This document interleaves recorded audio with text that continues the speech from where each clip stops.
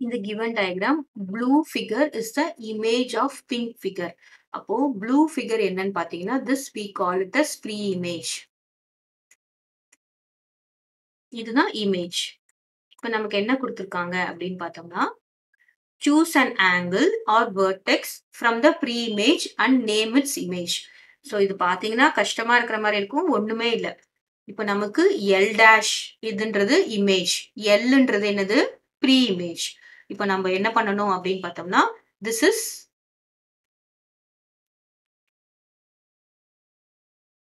image of L is L dash. சரியா? image of angle L. சரியா? image of angle L is L dash. angle L dash. angle L ஓட image வந்து L dash. L dash ஓட pre-image L. அவ்வளவுதான்.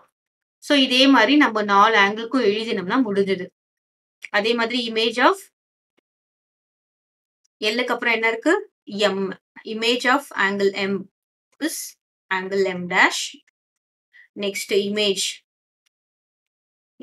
of angle N is angle N dash. Last image of angle O is O dash. இப்போ இது நம்ம angle வச்சு எழுதியிருக்கோம், vertex வச்சும் கேக்குறாங்க. ஸோ வெர்டெக்ஸ்னா என்னது எழுத போறோம், அதே மாதிரி தான் எழுத போறோம். ஸோ வெர்டெக்ஸ் வச்சு எப்படி எழுதுறோம் அப்படின்னு பார்த்தோம்னா, image of vertex L is L dash. சரியா? பாருங்க, ஆங்கிள்னா ஆங்கிள், வெர்டெக்ஸ்னா வெர்டெக்ஸ், அவ்வளவுதான். அதே மாதிரி image of அதே வெர்டெக்ஸ் தான், வெர்டெக்ஸ் Lக்கு அப்புறம் என்னது M. M is M dash. So இதுதான் இமேஜ் நம்ம தெரிஞ்சுக்கணும், அவ்வளவுதான். Next image of vertex N is N dash or N prime. அப்புறம் image of vertex O is O prime. முடிஞ்சு போச்சு. Next list all the pair of corresponding angles. So what is corresponding angles? கரெக்டா coincide ஆகணும். corresponding angles.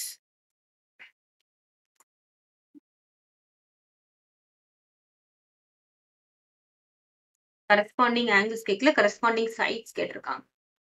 Okay, corresponding sides.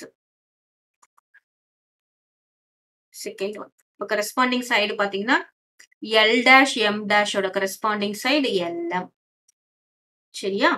So அத நம்ம என்ன பண்றோம், LM and L dash M dash வந்து corresponding side. இதுவும் சேம் லென்த்ல இருக்கு, அதனால.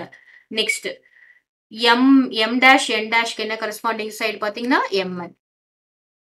சோ MN ஓட corresponding side MN உம் M dash M dashும் N dashும் corresponding side. அப்புறமா இங்க ON இது. சரியா? ON O dash N dash அது ரெண்டும் corresponding side. லாஸ்டா இங்க நாலாவது